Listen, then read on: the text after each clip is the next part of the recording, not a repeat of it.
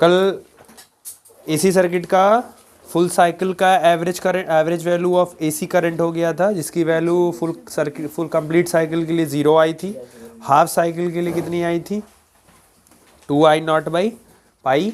उसके बाद VRMS current निकाले थे, वो आया था I0/√2, और अगर पोटेंशियल के लिए निकालोगे तो V0/√2। ठीक, अब आप पहले समझ लीजिए प्रोसीजर, अगले 3 जो भी आप करने वाले हैं उसका प्रोसीजर।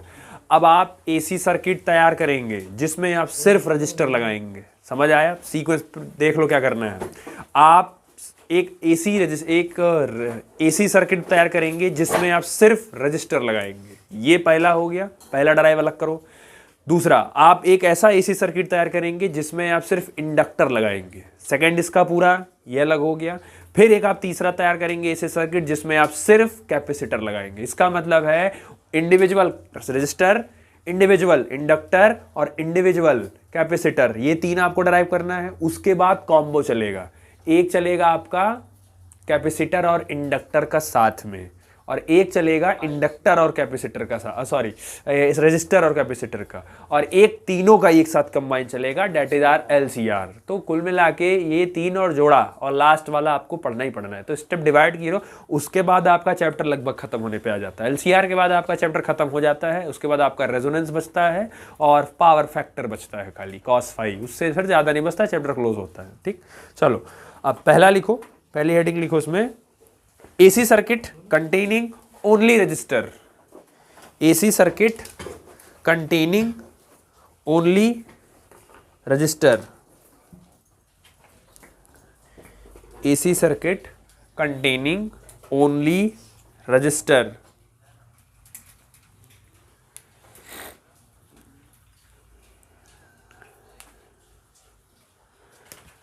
तो आप सिर्फ रजिस्टर लगाइए। तो ये हो गया आपका ओनली रजिस्टर, और इसको AC सोर्स से कनेक्ट कर दो। अब AC सोर्स के लिए सिमिलर का साइन और उसको सर्कल में कर दो। ये हो गया आपका AC circuit with only register. ठीक, बनाओ फिगर फट से। ये हो गया आपका AC सोर्स, ये हो गया आपका AC सोर्स।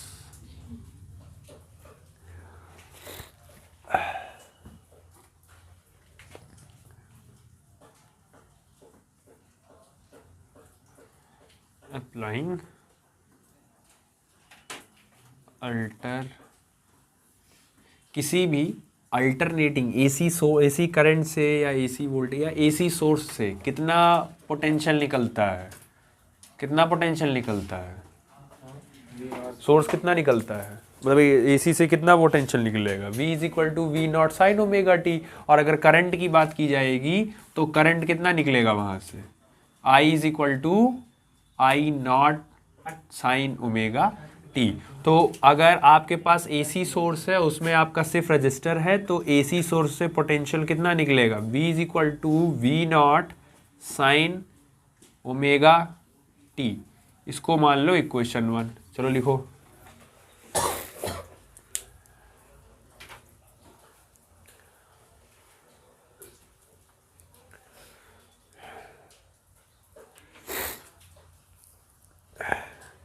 सब चीज़ें हैं, याद रखो AC सोर्स, क्योंकि जानते हो तुम्हारी कहानी ही शुरू हर बार यहीं से होगी।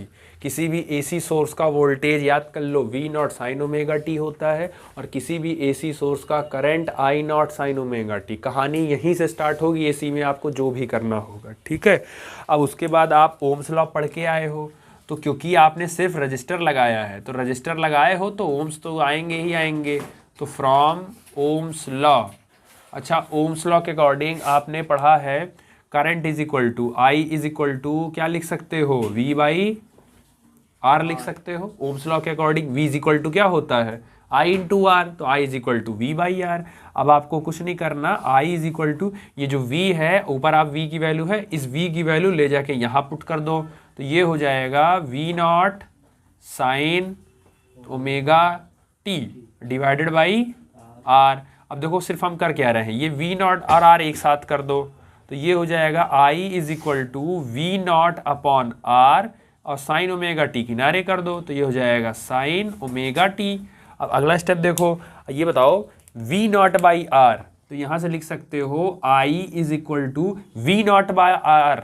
भाई बी बाई आर क्या होता है? आई होता है, तो वी नॉट बाई आर क्या हो जाएगा? आई नॉट हो जाएगा, आई नॉट साइन ओमेगा।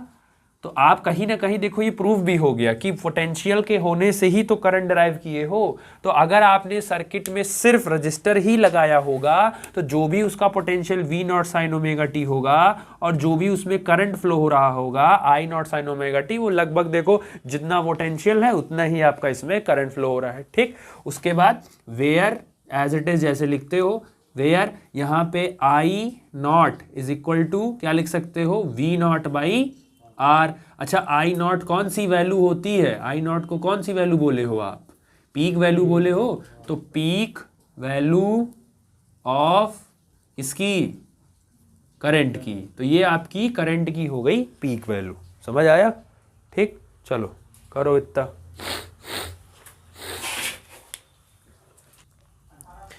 ऐसा करो, इसको इक्वेशन 1 माने हो, ये तो पोटेंशियल वाला हो गया, करंट वाली को इक्वेशन नंबर 2, और आपको इन्हीं दोनों का ग्राफ बनाना है, एक बार करंट का और एक बार पोटेंशियल का, इनका दोनों का ग्राफ बनाना है। ठीक है, तो ये मिटा दे रहा हूँ ग्राफ क्योंकि ज़्यादा जगह ले लेगा। पोटेंशियल याद रखना, v is equal to V naught sine omega T.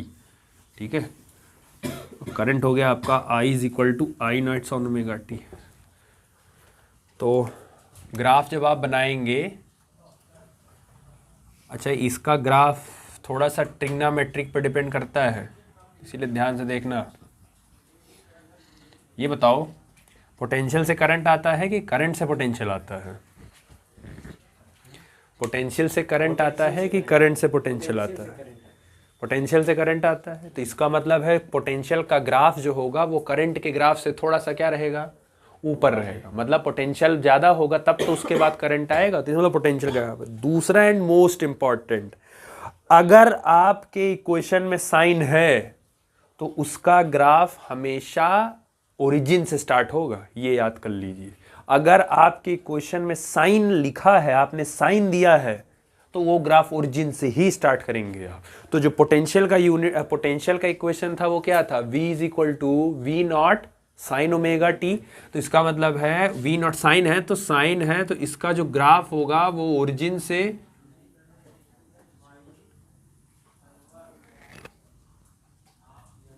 ये होगा। अब ये जो आपने बनाया ये v is equal to V naught sine omega T. अब इसमें समझो, इसमें जो ये वैल्यू बनाए हो ना, ये मैक्सिमम एम्पलीट्यूड है, यही मैक्सिमम एम्पलीट्यूड ही क्या बनेगा तुम्हारा? Maximum voltage V not. तो ये तो पोटेंशियल का। अब इसी में तुमको करंट की इक्वेशन भी, करंट वाला ग्राफ भी देना है। तो करंट का जो ग्राफ होगा वो थोड़ा सा बनेगा सेम पैटर्न में ही, उसी लाइन ऑफ एक्शन में, बस पोटेंशियल के ग्राफ से थोड़ा नीचे होगा, क्योंकि जब पोटेंशियल होता है तभी तो करंट आता है। इसका मतलब पोटेंशियल के से बाद ही करंट आएगा। तो क्योंकि उसके ग्राफ में भी आपका साइन है तो उसका भी ग्राफ ओरिजिन से ही स्टार्ट होगा, लेकिन थोड़ा सा ग्राफ नीचे रहेगा। मतलब एज इट इज फॉलो वो वही पैटर्न करेगा।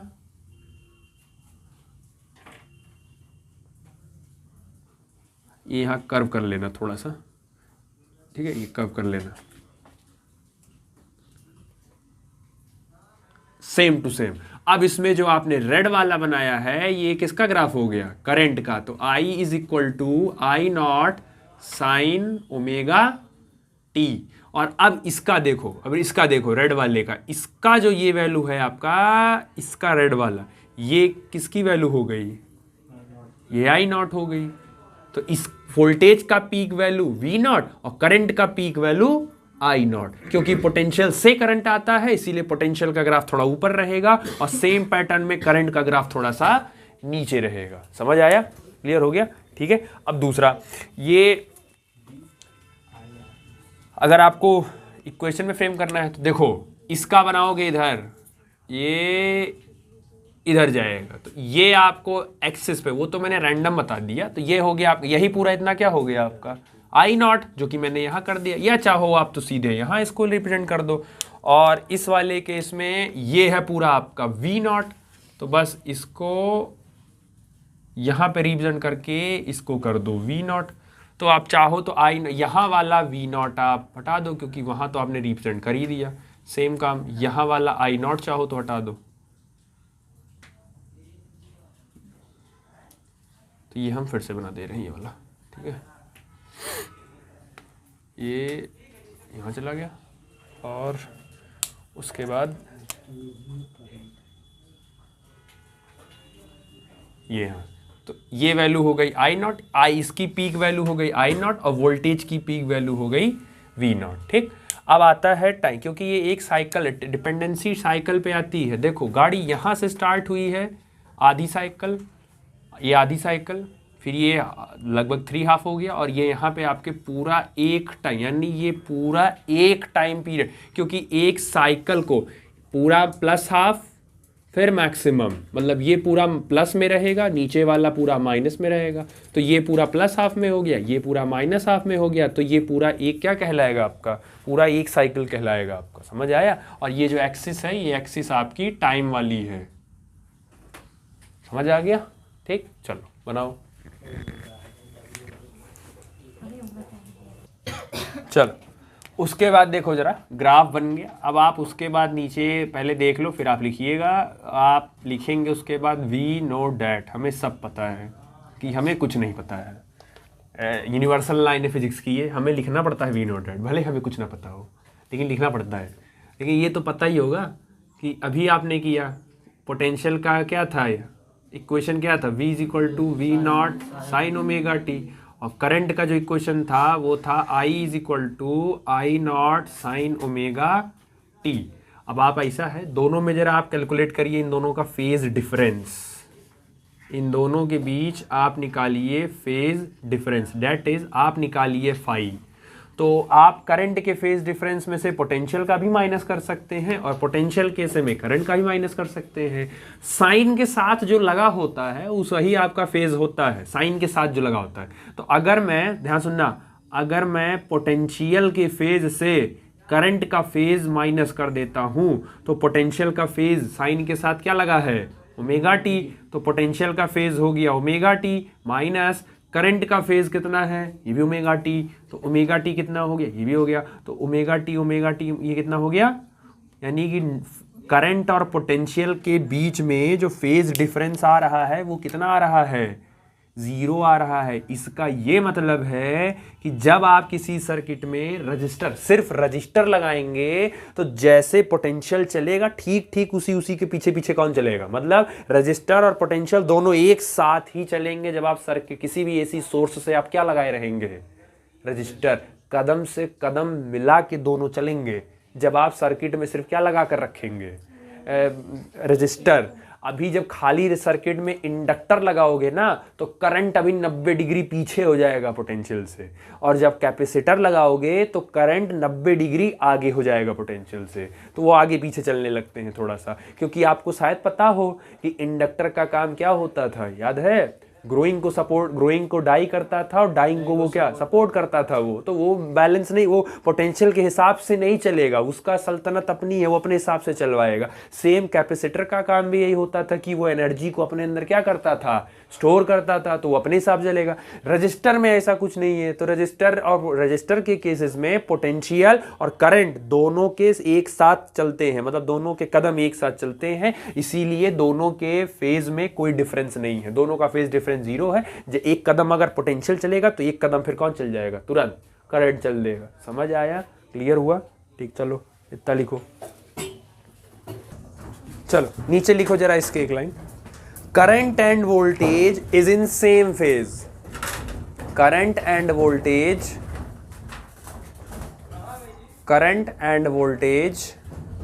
Is in same phase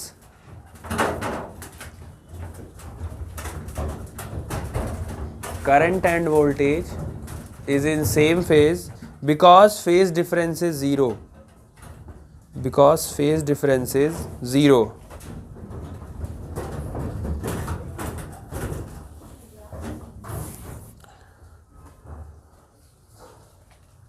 phase difference is 0, clear हो गया। अब इस पार्ट का वो पार्ट जो अक्सर बच्चे डरते हैं बनाने से, फेजर डायग्राम, ग्राफ तो बन जाता है, इसका फेजर डायग्राम बनाने में बच्चों को प्रॉब्लम आती है, और क्योंकि वो थोड़ा सा या तो ज़्यादातर टीचर्स रटवा देते हैं कि देखो ऐसे बनेगा, ऐसे रट लो, या तो आप फिर पूरा समझिए उसको। एक बार अगर समझ गए तो फिर बनाने में दिक्कत नहीं होगी। फेजर डायग्राम का मतलब है, बेसिकली फेजर डायग्राम का मतलब होता है आप सिर्फ लाइन से, स्ट्रेट लाइन से ही आप चीज़ को जो रिप्रेजेंटेशन, आप जो वेरिएशन आप दे रहे हो पोटेंशियल और करंट का, वो सिर्फ आप लाइन से ही डिफाइन करा दोगे। वैसे आपने पूरा SHM की तरह डिफाइन किया, इसमें आपको SHM की तरह डिफाइन नहीं करना होता है। पहले आप जो ग्राफ बनाएंगे, पहले वो करंट पोटेंशियल का पहले बना लीजिए, क्योंकि जो रूल पोटेंशियल फॉलो करेगा वही सेम रूल कौन फॉलो करेगा, करंट। किसके केस में, जब सर्किट में सिर्फ क्या लगा होगा, रजिस्टर, तो वो पोटेंशियल सेम ही फॉलो करेगा। अच्छा, हमको पता है कि जो पोटेंशियल का वो होता है इक्वेशन, तो V is equal to V0 sine omega T. अब इसको समझो, पहले ये इक्वेशन समझो क्या कह रहा है। साइन ओमेगा टी में ओमेगा साइन के साथ जो भी क्वांटिटी, जो भी फैक्टर लगा होता है, क्या वो एंगल होता है? इसका मतलब ओमेगा टी क्या है तुम्हारा, एंगल है। और साइन ओमेगा टी, इसका मतलब, अब आप ध्यान से देखो, V0 साइन ओमेगा टी, इसका मतलब कहीं ना कहीं ये कंपोनेंट है। ये जैसे कहते थे ना B cos theta, B sine theta, तो कहीं ना कहीं ये V0 साइन ओमेगा टी कहीं ना कहीं ये कंपोनेंट का काम कर रहा है। तो आप हमको ये बताओ अपने बेसिक सेंस से पहले, अगर आप नॉर्मल भी ग्राफ ड्रॉ करते थे, अगर याद हो, तो मान लो अगर ये फोर्स है और ये थीटा एंगल पे हॉरिजेंटल से है, तो आप इसको कंपोनेंट में तोड़ते थे, तो ये नीचे वाला कंपोनेंट क्या हो जाता था, F cos थीटा, और इसके परपेंडिकुलर वाला कंपोनेंट क्या हो जाता था। आपको दिख नहीं रहा, एक्चुअल में यही कुछ ऐसा दिख रहा है। इस थीटा की जगह इस बार एंगल कौन है, ओमेगा टी। तो ये जो F यहाँ लिखते थे वही तो यहाँ का रिजल्टेंट होता था, उसी का तो कम। इसका मतलब है ये जो V0 यहाँ लिखे हो, एक्चुअल V0 वही सेंटर से पास करेगा, मतलब ये तुम्हारा क्या हो गया, V0। और ये कितना एंगल बना रहा है, V0 कितना एंगल बना रहा है, ओमेगा टी। अब इस V0 के दो कंपोनेंट करो, इस V0 के आप दो कंपोनेंट करिए, तो इसका एक कंपोनेंट इधर आएगा और इसका एक कंपोनेंट इधर जाएगा। क्या आप समझ आ रहा है? तो इधर वाला कंपोनेंट क्या हो जाएगा, V0 cos ओमेगा टी, और इधर वाला कंपोनेंट आपका क्या हो जाएगा, V0। आया समझ में? यहाँ से आए, ये है आपका फेजर डायग्राम, ये यही रिप्रेजेंट करने को ये फेजर आपसे करवाते हैं। अब आप बताइए, इसमें इसका कोई रोल, इसका कोई रोल नहीं है इसका। तो जब इसका रोल नहीं है, तो मैं समझाने के लिए आपको बता दिया, लेकिन जब इसका रोल नहीं है तो इसको यहाँ से हटा दो, क्योंकि अभी करंट वाले का भी आएगा तो वो प्रॉब्लम क्रिएट करेगा। ठीक, पोटेंशियल का बन गया। अब आप जरा करंट का उतारिए। अब आप जब करंट का करेंगे तो करंट का क्या होता है, I is equal to I0 sine omega T. तो ऑब्वियस है, इसका भी ग्राफ साइन है तो इसका भी ग्राफ कहाँ से स्टार्ट होगा, ओरिजिन से ही स्टार्ट होगा। बस अब क्योंकि मैं उसी पे नहीं बना रहा हूं, मैं थोड़ा सा नीचे कर दे रहा हूं समझने के लिए, ताकि आपको दोनों में। अच्छा ये बताओ, करंट का लाइन और इसका लाइन बराबर होगा, कम होगा कि ज्यादा होगा, कम। अभी बोले ना पोटेंशियल थोड़ा ज्यादा रहेगा, तो करंट का ग्राफ थोड़ा सा कम कर दो। और ये किसकी वैल्यू हो गई, इसका भी एंगल कितना बना है, ओमेगा, क्योंकि उसी पे हम बनाएंगे तो अभी वो आपको दिखेगा नहीं, तो इसीलिए थोड़ा सा नीचे एंगल इसका भी। अब I0 का जब कंपोनेंट करोगे, ध्यान से देखो, जब I0 का कंपोनेंट करोगे तो उसका एक कंपोनेंट इधर आएगा, I0 का एक कंपोनेंट इधर आएगा, तो उसका इस वाले कंपोनेंट का नाम क्या होगा, I0 cos ओमेगा टी, और I का दूसरा कंपोनेंट इधर जाएगा, ये क्या हो जाएगा। अब दिखा कि V0 साइन ओमेगा टी और I0 साइन ओमेगा टी दोनों सेम रास्ते में ही तो जा रहे हैं, एक ही फेज में तो दोनों है, क्योंकि दोनों एक ही रास्ते तो जा रहे हैं, इसीलिए दोनों का इक्वेशन सेम आया है, और यही रीजन है कि दोनों सेम फेज में है। समझ आया, क्लियर हुआ? ये है आपका फेजर डायग्राम, तो सेम है, आपको इस वाले की कोई खास जरूरत पड़ती नहीं है, इसीलिए इसको बनाया नहीं जाता है। अच्छा, पोटेंशियल का और करंट का दोनों का जो ग्राफ है, या जो दोनों की लाइन है, वो क्या है आपकी, सेम है, सेम है, क्लियर है? तो आप चाहे इसको थोड़ा सा मॉडिफाई करके, लेकिन पहले आपसे जब फेजर डायग्राम कहेंगे तो आपको ये बनाना पड़े, बिना ये बनाए आप आगे नहीं, पहले ये आपको बनाना पड़ेगा। इसका मतलब है कि पोटेंशियल और करंट का फेज तो सेम है, चल तो साथ ही रहे हैं, कोई एंगल का डिफरेंस नहीं है, बस एक की वैल्यू थोड़ी ज़्यादा है और एक की वैल्यू थोड़ी सी। तो ये वाला हो गया किसका, V naught sine omega T, ये थोड़ा सा बड़ा है, और जो करंट वाला है वो थोड़ा सा छोटा है, तो इसके पीछे पीछे वो भी चलेगा, बस उसकी वैल्यू थोड़ी सी कम हो जाएगी। तो ये हो जाएगा आई नॉट साइन ओमेगा टी। समझ आया, क्लियर हुआ? तो ये ज़्यादातर आपसे यही वो करेंगे क्रॉस में जो करना होगा उनको, ठीक है, तो ये ध्यान रखिएगा, ठीक। अच्छा, V naught sine omega T, ये रजिस्टर का पोटेंशियल हो गया, और ये उस रजिस्टर में फ्लो होने वाले करंट की वैल्यू हो गई। और आर का मतलब रजिस्टर, क्योंकि आपने सर्किट में सिर्फ क्या लगाया है, तो उस सर्किट में, उस प्योर रजिस्टर वाले सर्किट का पोटेंशियल कितना हुआ, V naught sine omega T. उस प्योर रजिस्टर वाले सर्किट का करंट कितना हुआ, I naught sine omega T. दोनों का फेज सेम है, बस वैल्यू थोड़ी सी पोटेंशियल की ज्यादा होगी और करंट की वैल्यू थोड़ी सी कम होगी। समझ आ गया, क्लियर हो गया? चलो उतार लो, चलो अब इसमें देखो और एक काम करना है, 2 पॉइंट बनेगा, एक पहला और एक दूसरा। हमको ये बताओ, ये जो आपने लेंथ बनाई है, लेंथ वेक्टर में शायद याद होगा, लेंथ क्या बताता था, मैग्नीट्यूड बताता था। जितना बड़ा लाइन उतनी बड़ी वैल्यू, जितना छोटा लाइन। तो इसका मतलब है ये जो लाइन है ब्लू वाला, ये आप पोटेंशियल का है, और ये जो ब्लैक वाली लाइन है ये, तो ब्लू वाली लाइन बड़ी है ना, तो ये पोटेंशियल का पीक वैल्यू बता रहा है, और जो करंट है, करंट का ब्लैक वाली लाइन है, ये इसका जो लेंथ होगा, इस एरो का जो लेंथ होगा, लाइन का जो लेंथ होगा, वो इसका मैक्सिमम वैल्यू बताएगा।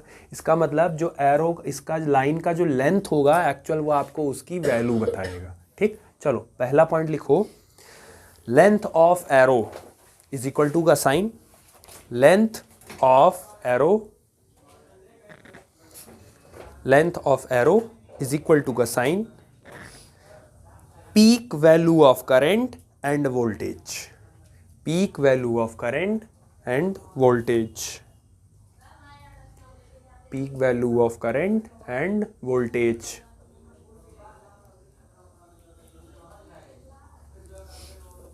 दूसरा लिखो। अच्छा दूसरा देख लो पहले, ये बताओ, ये पोटेंशियल था, पोटेंशियल का प्रोजेक्शन किए हो 2 जगह पर। पोटेंशियल का एक प्रोजेक्शन गया था किस पे, एक्स एक्सिस पर, और इसी पोटेंशियल का एक प्रोजेक्शन किस पे गया था, करंट का भी एक प्रोजेक्शन किस पे गया था, एक्स एक्सिस पर, और एक प्रोजेक्शन किस पे गया था।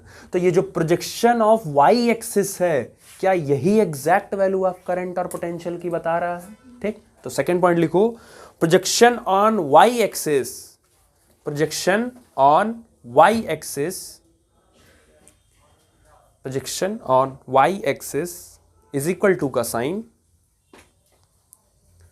इज इक्वल टू का साइन, ये आपका एक्चुअल बता रहा होता है instantaneous value of current and voltage, instantaneous value of current and voltage, instantaneous value of current and voltage. हो गया? चलो थर्ड पॉइंट लिखो, आपने कहा है कि पोटेंशियल की वैल्यू करंट की वैल्यू से थोड़ा सा क्या रहेगा, ज्यादा, ग्रेटर रहेगा। लिखो जरा, ब्लू पेन से लिखना। तीसरा, the magnitude of voltage is greater than current, the magnitude of voltage, the magnitude of voltage is greater than current, is greater than current, greater than current। ये बताओ, आप इन दोनों को नीचे आप लिखेंगे, दोनों को, ये सुन लो, आप इन दोनों को नीचे लिखेंगे, v is equal to V naught sine omega T, I is equal to I naught sine omega T. अब ये बताओ, अगर मैं इसके बाद मैं यहाँ लिख दे रहा हूँ, अगर मैं आपसे कहूं कि जरा आई नॉट निकालो, तो आई नॉट निकालोगे तो क्या लिखोगे, आई नॉट कैसे निकलेगा, वी नॉट बाई। अब आप इस बात को समझिए, मैक्सिमम करंट अगर आपको चाहिए ना तो आपको मैक्सिमम पोटेंशियल को किससे डिवाइड करना पड़ेगा, रेजिस्टेंस से। इसका मतलब पहले समझो क्या कह रहा है, इसका मतलब आई नॉट वी नॉट के बराबर तब होगा जब उसको आर से डिवाइड करोगे। तो इसका मतलब बड़ा कौन है, आई नॉट की वी नॉट। तो वी नॉट देखो, किसी भी बड़ी क्वांटिटी को छोटी क्वांटिटी के बराबर लाना है तो बड़ी क्वांटिटी को क्या करो, डिवाइड करो, उसको घटाओ धीरे धीरे तो वो छोटा होता जाएगा। और किसी छोटी क्वांटिटी को बड़ी क्वांटिटी के बराबर लाना हो तो क्या किया जाता है, मल्टीप्लाई। बेसिक सेंस है। तो आप आई नॉट तब लाओगे जब वी नॉट, अच्छा ये कोई कह भी नहीं रहा, ये भी नहीं कि जबरदस्ती है, ये तो ओम्स लॉ है, नॉर्मल है ओम्स लॉ। आपने प्रूव भी किया अभी को कि I naught is equal to V naught by R होता है। तो वी नॉट को जब आर से डिवाइड करोगे तब उसकी वैल्यू किसके बराबर आएगी, आई नॉट के। इसका मतलब है कि वी नॉट की वैल्यू क्या है, बड़ी है। इसका मतलब इसका मैग्नीट्यूड यानी पोटेंशियल का मैग्नीट्यूड करंट के मैग्नीट्यूड से क्या है, थोड़ा सा ज्यादा है। समझ आया। तो ये दोनों लाइन लिखो और फिर ये लाइन लिखो। ठीक, चलो लिखो इतना।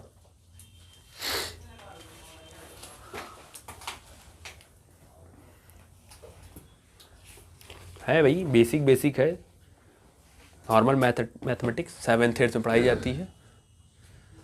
लेकिन हाँ, ये दोनों लाइन लिखने के बाद ये लिख लो, इसको डब्बे में कर लो। एक्चुअली ये इंडिकेट वही कर रहा है अभी, इस तरह से अपने हिसाब से है ना, आपके ऊपर है, आप चाहो डब्बे में करके फिर लिख लो कि वी आई नॉट के बराबर लाने के लिए वी नॉट को आर से डिवाइड करना पड़ेगा। इसका मतलब है कि वी नॉट की वैल्यू बड़ी है। नॉर्मल मैथमेटिक्स है भाई, बड़ी। अभी से एक्सपोनेंट छोटे छोटे क्लासेस पढ़ाया जाता था, लेकिन वही है, शुरू से ही मैथ पे हम ध्यान नहीं देते थे। मतलब मैं तो नहीं देता था, बाकियों का पता नहीं आप लोग देते थे कि नहीं देते थे। मेरी मैथमेटिक्स तो वैसे ही थोड़ी सी बहुत ज़्यादा अच्छी है, मैं बता भी नहीं सकता।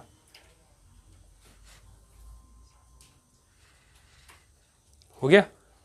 तो पहला पार्ट कंप्लीट हो गया जब आपने एसी सर्किट में सिर्फ क्या लगाया था, रजिस्टर। अब दूसरा पार्ट, एसी सर्किट में सिर्फ क्या लगेगा, अब इंडक्टर। तो उससे क्या क्या चेंजेस होंगे वो तो। अब सेकंड हेडिंग लिखो, AC circuit containing only inductor.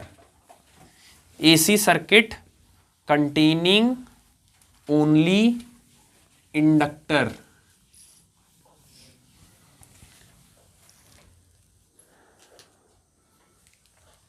AC circuit containing only inductor. Inductor याद है ना, जस्ट पीछे पढ़ के आए हो, ऐसे ही बनता था। और इसको एसी सोर्स से लगा दो। चलो बनाओ जल्दी से। और इंडक्टर को किस सिंबल से डिनोट करते थे, एल। तो ये हो गया एल आपका। चलो बनाओ जल्दी से।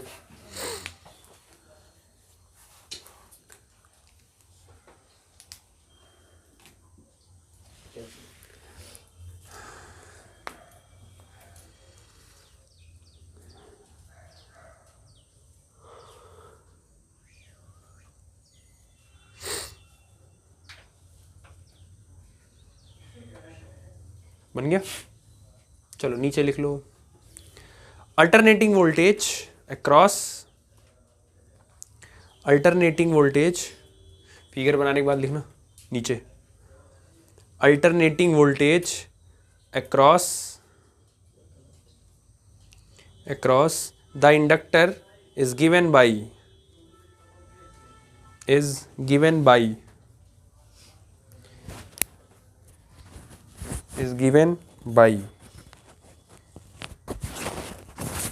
अब बेसिकली आप एक चीज हमेशा दिमाग में रखिए, करंट ही आगे पीछे करेगा, पोटेंशियल के साथ कोई चेंज नहीं आएगा। मतलब अगर आपने एसी सोर्स लगाया है तो एसी सोर्स के साथ पोटेंशियल आपको कितना मिलेगा, एसी सोर्स के साथ पोटेंशियल आपको हर बार कितना मिलेगा, V is equal to V naught sine omega T. यही डिसाइड करेगा करंट को, इक्वेशन को क्या लाना है। स्टार्ट यहीं से होगा आपका। ठीक, करो इसको, लिखो इसको मानो इक्वेशन नंबर 1।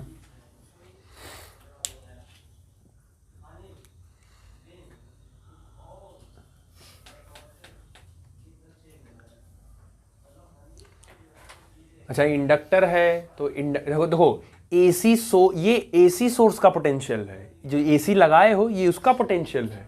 इंडक्टर का अपना भी तो पोटेंशियल होता था, जैसे अभी पिछले वाले में उसमें भी एसी लगाए थे, तो उसके एसी का पोटेंशियल कितना था, V naught sine omega T, और रजिस्टर का पोटेंशियल कितना था, आई आर। वैसे ही ये एसी का पोटेंशियल है, इंडक्टर का पोटेंशियल कितना होता था, याद है?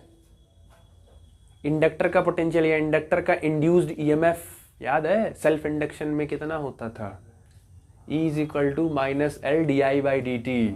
सेल्फ इंडक्शन में प्रूफ करवाया तो था, E is equal to minus L D I by D T. याद करो, D I by D T को एक साथ वहां से बोले थे कि पेन वाला एग्जाम्पल दिए थे कि डी आई और डी टी एक साथ है, पेन एक साथ नीचे आएगा।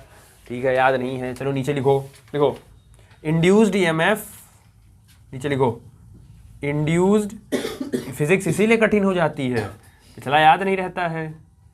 इंड्यूस्ड ईएमएफ अक्रॉस इंडक्टर, तो E is equal to minus L D I by D T. I capital रखना क्योंकि कैपिटल यूज कर रहे हो, तो D I by D T.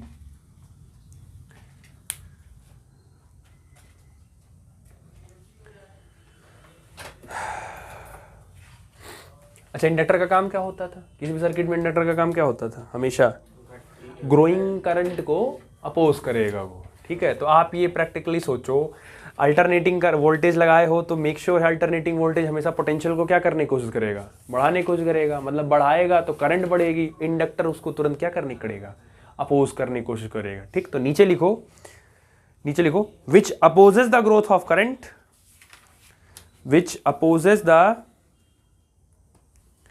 growth of current, which opposes the growth of current, then its potential drop in the circuit is, then its potential drop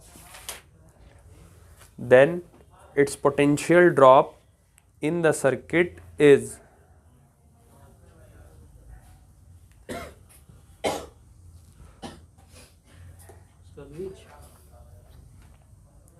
अब आप check करो इनका पोटेंशियल, इनका टोटल पोटेंशियल ड्रॉप कितना हो रहा है। तो एसी का पोटेंशियल कितना है, V प्लस इनका पोटेंशियल कितना है, इनका पोटेंशियल तो यही है, तो V plus E is equal to 0। ये हो गया टोटल सर्किट का पोटेंशियल।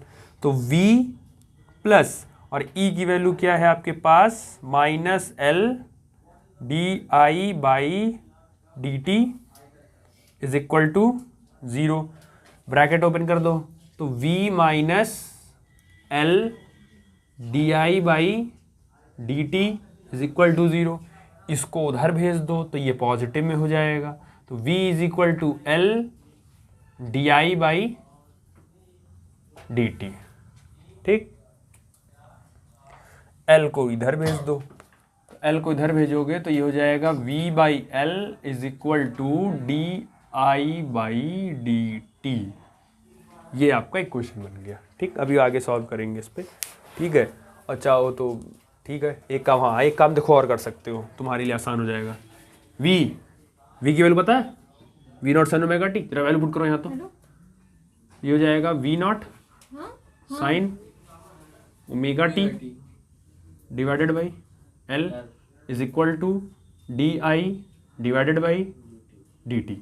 अब डी टी जरा इधर भेजो, तो डी टी इधर चला जाएगा, ये हो जाएगा V naught sine omega T और D T divided by L is equal to, तो ये इतना करंट, इतना छोटा सा करंट फ्लो होगा जब आप एसी सोर्स के साथ क्या लगा देंगे, इंडक्टर। क्योंकि इंडक्टर के लगने से उस सर्किट में करंट कम हो जाता है, क्योंकि एसी उस करंट को बढ़ाना चाहेगा और इंडक्टर उस करंट को कम करना चाहेगा। तो कितना करंट इंडक्टर के लगने की वजह से उस सर्किट के अंदर इतना सा करंट फ्लो होगा, V naught sine omega T D T upon L. मतलब इतना ही करंट आप सर्किट में फ्लो करा पाएंगे। समझ आया, क्लियर हुआ? ठीक, आपको टोटल सर्किट का करंट चाहिए, और आप जान रहे हैं क्या करना है। टोटल सर्किट के लिए हमेशा क्या करना है, इंटीग्रेशन ही करना है। चलो इतना लिखो पहले, चलो अब इसको क्या करो, कहाँ फंस गया, हाँ चलो इसको क्या उसके बाद आप करो इंटीग्रेट। तो इंटीग्रेटिंग लिखते भी चलो साथ साथ ये सब, इंटीग्रेटिंग बोथ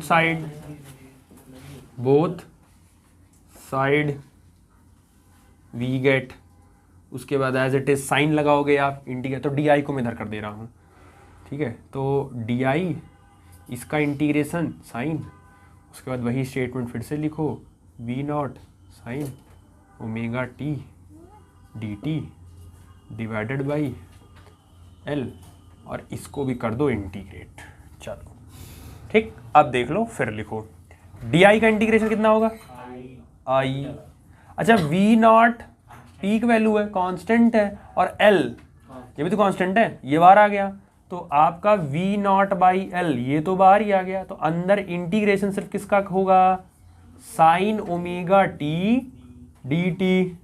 चलो I is equal to V naught upon L. अब देखो इसीलिए कहते हैं याद होना चाहिए, साइन ओमेगा टी का इंटीग्रेशन क्या होता है ना, माइनस कॉस ओमेगा टी। अब देखो जब पढ़ोगे तो माइनस कॉस ओमेगा टी, तो आपने साइन ओमेगा टी का इंटीग्रेशन कर दिया माइनस, अभी ओमेगा टी का फिर से होगा, तो ओमेगा टी का जब करोगे तो खाली नीचे क्या आएगा, क्योंकि टी के रिस्पेक्ट में कर रहे हो तो वो गायब हो जाएगा, टी गायब हो जाएगा, जिसके रिस्पेक्ट में करते हैं वो गायब हो जाता है।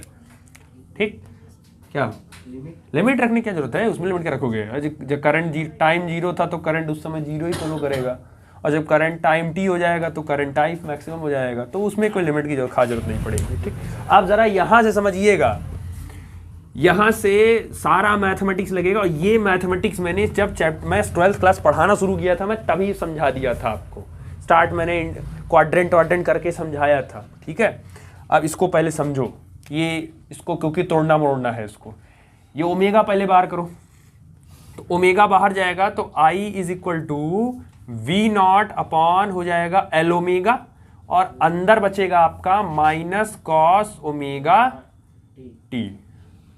कोई दिक्कत, इस माइनस को मैंने कर लिया बाहर, ध्यान से देखो, इस माइनस को कर लिया मैंने बाहर, तो मैंने जैसे बाहर किया तो ये हो गया V naught upon L omega, अंदर क्या बचा मेरे पास तब सिर्फ कॉस ओमेगा टी। इसमें कोई दिक्कत नहीं। अब मैं ओमेगा टी को लिख क्या सकता हूं, ये ध्यान से देखिए, क्योंकि यही आपको देखना है। ओमेगा इस कॉस ओमेगा टी को मैं लिख सकता हूं साइन 90 माइनस थीटा, और थीटा कौन है यहां, खुद ओमेगा टी है, तो साइन 90 माइनस थीटा क्या होता है, कॉस थीटा होता है, तो sine 90 minus omega, sine 90 minus omega t क्या मिल जाएगा, कॉस ओमेगा टी। है कोई दिक्कत? ठीक, अब ये अच्छा समझ आ गया। अब एक काम आपको और करना है, काम ये करना है कि 90 को उधर भेजिए और ओमेगा टी को आगे भेजिए, तो जब ओमेगा टी आगे आएगा और 90 पीछे जाएगा तो माइनस फिर कॉमन हो जाएगा, तो माइनस फिर बाहर आएगा, तो जब माइनस फिर बाहर आएगा तो ये पहले से एक माइनस यहाँ पे है, तो वो माइनस माइनस उसको क्या कर देगा, तो ये हो जाएगा V naught upon L omega, और ये हो जाएगा आपका साइन, और ये हो जाएगा ओमेगा टी माइनस 90 को रेडियन में क्या लिखते हैं, 180 पाई होता है, तो 90 को क्या लिखोगे, पाई बाई 2, तो किताबों में ये ऐसे पाई बाई 2 लिख के देगा, पाई बाई 2। ये आपने किसका इक्वेशन निकाला, आई का। अब आप जरा अपना प्रीवियस इक्वेशन कंपेयर करिए, पोटेंशियल क्या होता था, V is equal to V naught sine omega T, तो करंट क्या निकलती थी, I is equal to I naught sine, इसका मतलब I इज इक्वल टू, और इस पूरे की जगह ये V naught upon L omega की जगह एक्चुअल में कौन है, आई नॉट ही है, तो अगले क्वेश्चन में I इज इक्वल टू ये V naught upon L omega की जगह, इसकी जगह आपने किसको लिख दिया, आई नॉट, और ये आपका हो गया sign omega t minus pi by 2। समझ आया? और एज इट इज मैं फिगर मिटा दे रहा हूं, और उसके बाद वाला मैं ऊपर लिख रहा हूं, या जान रहे हो ना, यहां के बाद यहां था, इसके बाद ऊपर लिख रहा हूं, अच्छा उसके बाद इसको, आई इज इक्वल टू, या नहीं रुको, ये तो हो गया ना, वेयर लिखना है उसके बाद इसका, तो उसके बाद आप लिखोगे where I naught is equal to, I naught की वैल्यू क्या है, V naught upon L omega, यही तो निकाले हो, वी नॉट एल ओमेगा। अब ये बताओ आप ध्यान से, कंपेयर वोल्टेज एंड करंट, जरा वोल्टेज और करंट को आप कंपेयर करो, तो वोल्टेज का इक्वेशन आपने क्या लिखा था स्टार्टिंग में, V is equal to V naught sine omega T, यही तो वोल्टेज का लाए थे। और करंट का क्या लाए हो, I is equal to I naught omega t minus pi by two. अब आप ये बताओ, V नॉट तो आई नॉट, चलो ठीक है, साइन ठीक है, ओमेगा टी ठीक है, ये बताओ करंट -90 डिग्री है कि नहीं है, और उसके रिस्पेक्ट में पोटेंशियल आपका तो कुछ नहीं है, इसका मतलब है करंट पोटेंशियल से 90 डिग्री पीछे है। जब प्योर इंडक्टर लगता है तो प्योर इंडक्टर के केस में जो करंट होता है वो पोटेंशियल से 90 डिग्री पीछे हो जाता है, या प्योर इंडक्टर के केस में पोटेंशियल करंट से 90 डिग्री आगे होता है। अब आप यहां अगर माइनस हटाएंगे तो आपको फिर यहां क्या जोड़ना पड़ेगा, प्लस पाई बाई टू। समझ आया, क्लियर हुआ। चलो इतना करो, इतना लिखो, ड्राइव करो, अभी और वो लिखवाएंगे, ठीक है। तो सुनो, ये लिखो, यहां तक तो लिख ही चुके होगे, इंटीग्रेट से ये लिखो, ये उसके बाद ये लिखना, उसके यहां से नीचे ये लिखना, जब ये हो जाएगा तब ऊपर जंप मारना, तब यहां तक आके यहां लिखना, नहीं तो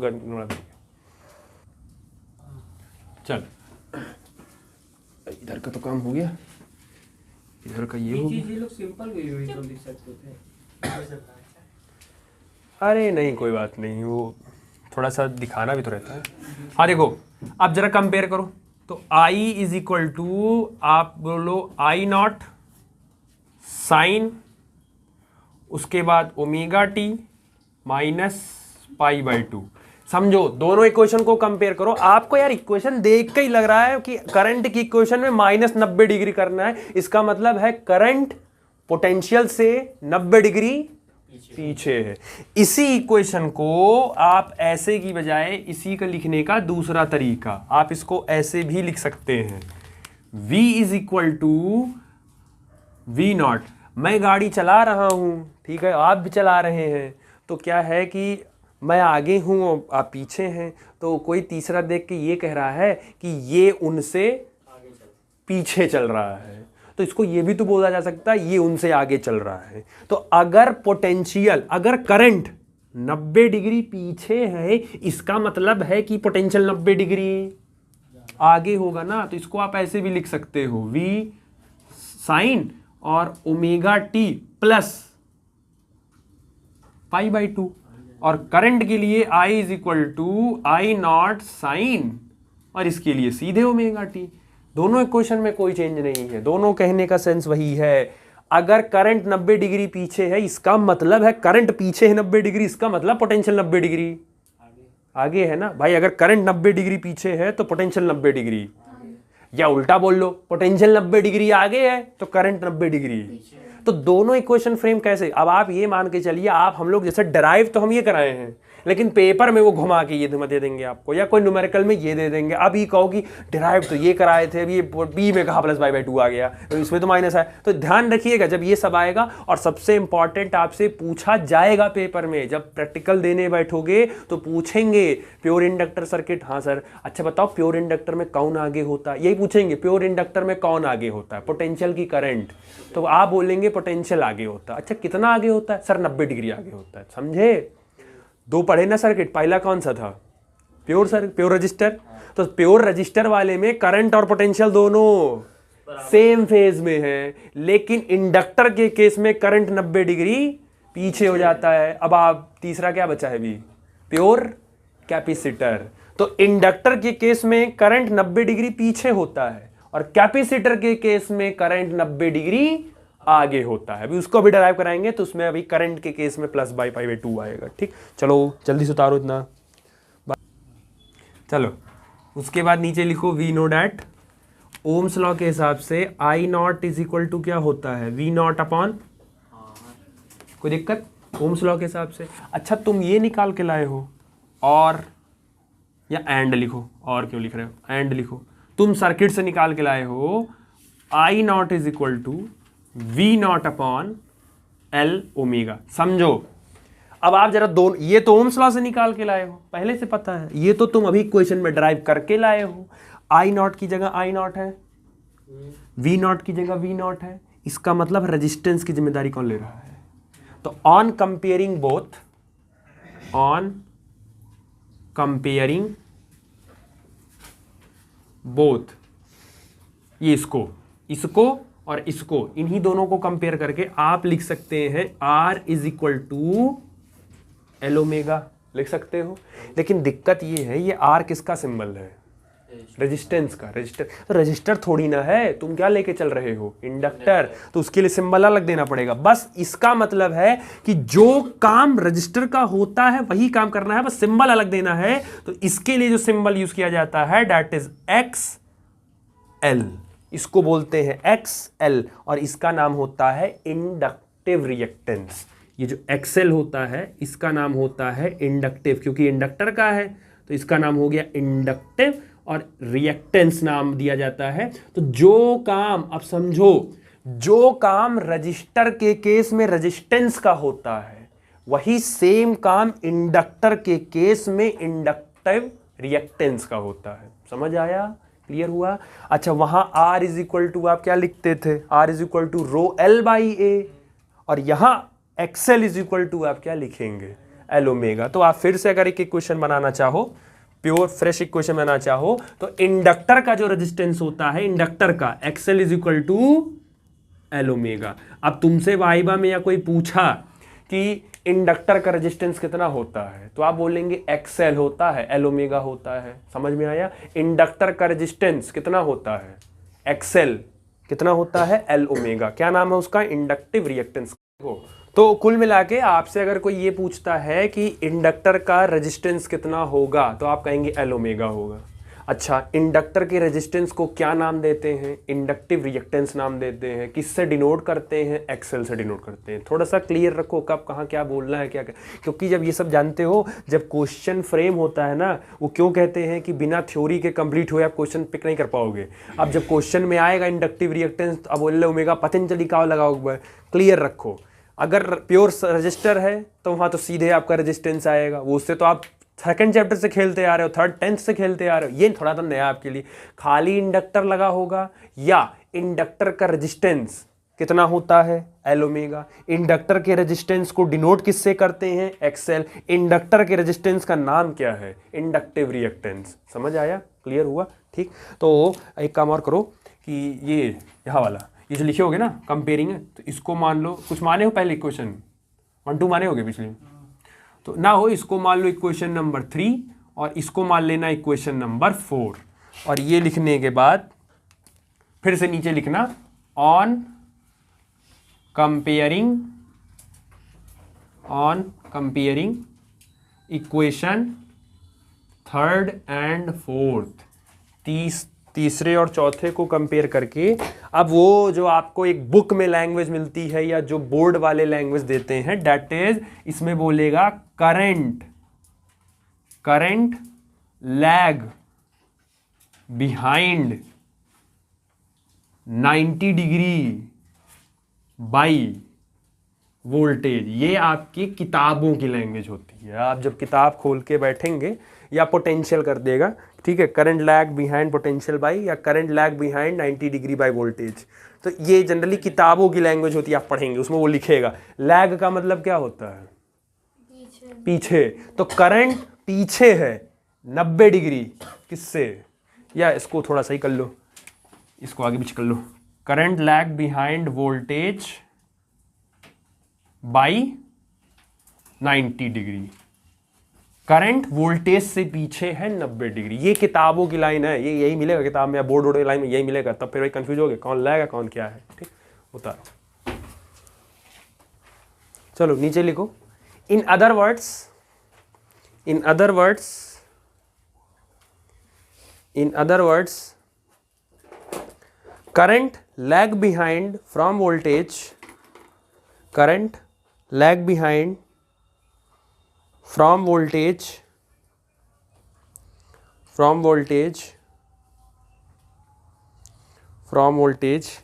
by an angle pi by 2, by an angle pi by 2, which means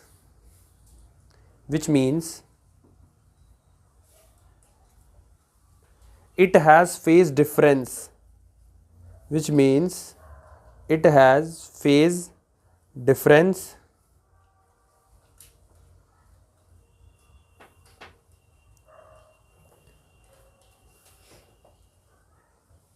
which means it has phase difference when circuit have inductor, when circuit have inductor.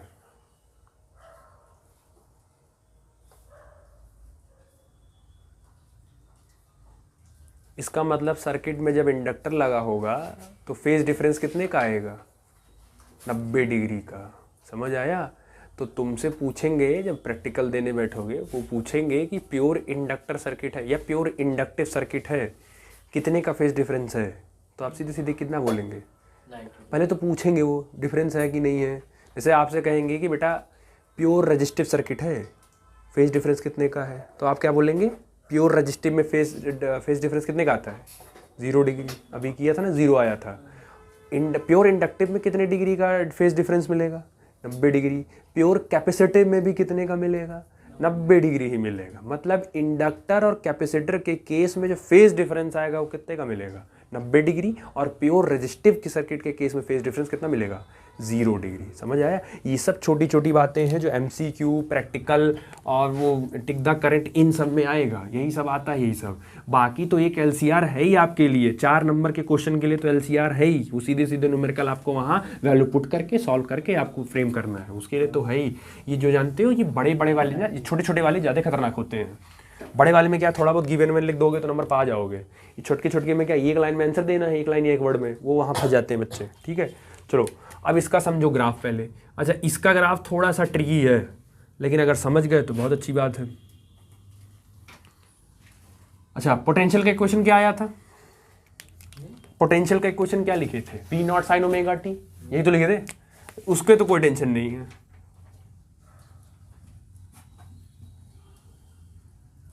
ये तो बन गया आपका V is equal to V naught sine omega T.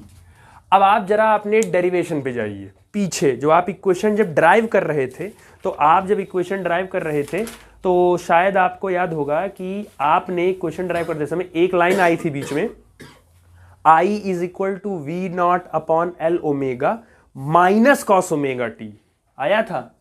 जरा derivation पीछे पलट के एक लाइन देखो, जहां आपने, मैंने पेन चेंज किया था, रेड पेन से किया था ना, इंटीग्रेट किया था, तो इंटीग्रेट करने के बाद मैंने माइनस कॉस ओमेगा टी किया था, मिला? तो इंटीग्रेट करने के बाद और फिर ओमेगा मैंने बाहर कर दिया था, तो अंदर आपका क्या बचा था? सिर्फ I is equal to V naught upon L omega bracket में minus cos omega T. Actual current का इक्वेशन यही है। तो आपके करंट के इक्वेशन में कौन है? कॉस है, और वो कॉस कैसा है? नेगेटिव। तो अगर कॉस का ग्राफ होगा, अगर कॉस का ग्राफ होगा तो या तो वो ऊपर से स्टार्ट होगा या तो वो नीचे से स्टार्ट होगा, पहली बात। अब अगर कॉस पॉजिटिव होगा तो एज इट इज ग्राफ कहां से स्टार्ट होगा? ऊपर से। और अगर कॉस नेगेटिव होगा तो ग्राफ कहां से स्टार्ट होगा? आपके क्वेश्चन में कॉस किस में है? नेगेटिव में। इसका मतलब यहां से स्टार्ट होगा। तो जो करंट का ग्राफ होगा वो एक्चुअल में आपका ये ऐसे जाएगा,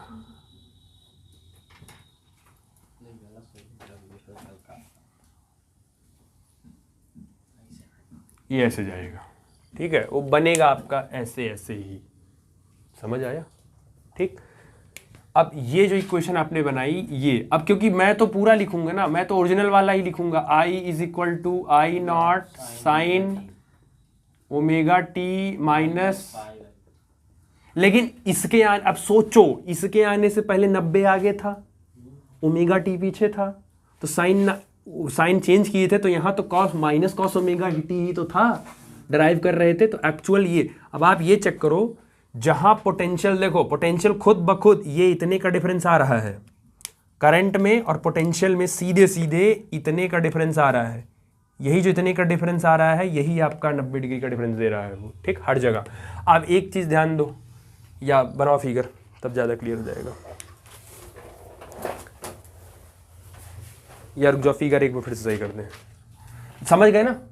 इसका ग्राफ नीचे से क्यों स्टार्ट हुआ है, उसका ऊपर से, थोड़ा ग्राफ और सही करना पड़ेगा। रुको सही कर देते हैं इसको, क्योंकि ये इसमें यही सब दिक्कत है थोड़ी सी। ग्राफ, साइन का ग्राफ, कॉस का ग्राफ, कहाँ से कौन स्टार्ट होगा, ये सब थोड़ी दिक्कत वही करेगा।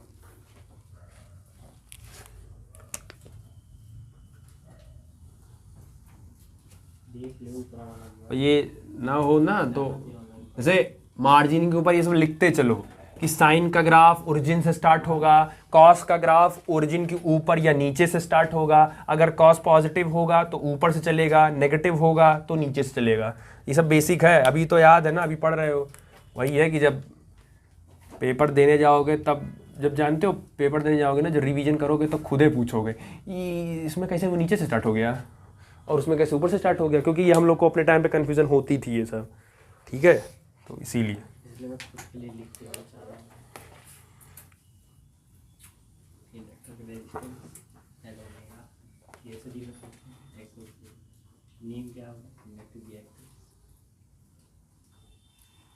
या कंफ्यूज हो जाएगा, पढ़ा कंफ्यूज हो जाएगा। तो ये हो गया आपका करंट का graph, I is equal to I naught sine omega t minus pi by 2, और ये आपका हो गया पोटेंशियल का graph, V is equal to V naught sine omega T, ठीक। चलो ये लिख लो।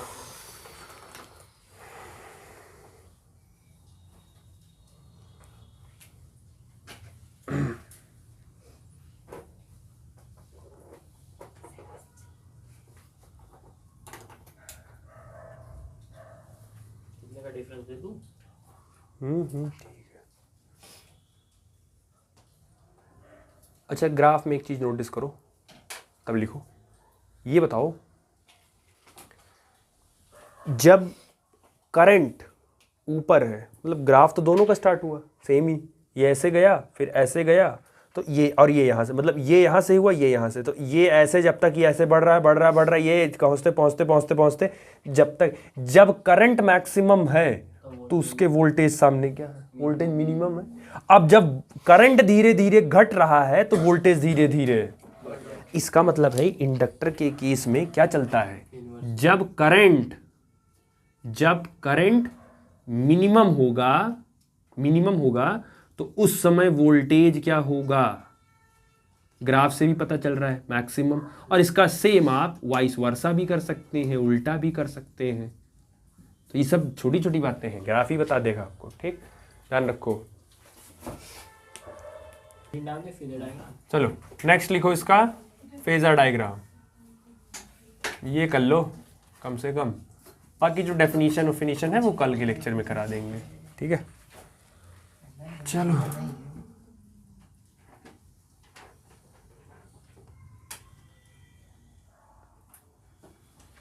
अब देखो रिपीट ही होगा, कुछ चेंज नहीं होगा। चलो ये बताओ, ये सुनो, ओए इधर देखो, पोटेंशियल का क्या था, अब पुराना वाला ही है, बहुत ज़्यादा चेंज नहीं होगा। Potential V is equal to V naught sine omega T, ये वाला क्या हो गया V नॉट, और उसके बाद आई नॉट, आई वाला बनाते थे आई नॉट। अब आप बताइए पोटेंशियल से करंट 90 डिग्री पीछे था कि नहीं? हाँ। तो अगर मैं ये कहूं कि ये अगर V नॉट है, अगर ये पोटेंशियल है, तो 90 डिग्री, इस लाइन का 90 डिग्री क्या होगा, ऐसे होगा। हाँ।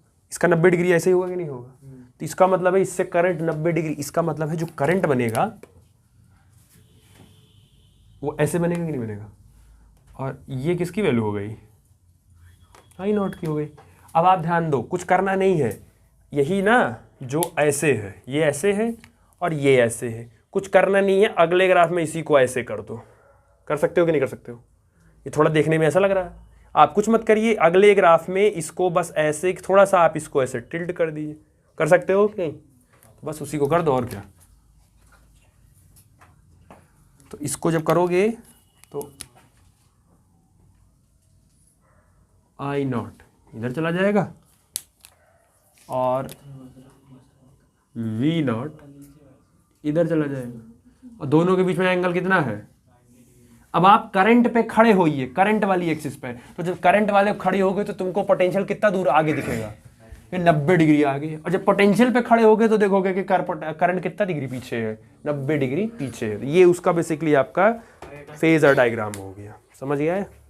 ठीक, चाहे इसको वी नॉट लिख लो, चाहे इसको इंडक्टर का पोटेंशियल लिख लो, और इसको चाहे इंडक्टर का करंट लिख लो, आप ऐसे भी कर सकते हो, दोनों सही है। चाहे वी नॉट आई नॉट लिखो, चाहे वी एल आई एल लिख दो। ठीक, ये हो गया। बाकी इसकी जो डेफिनेशन है वो कल वाले लेक्चर में करा देंगे। ठीक।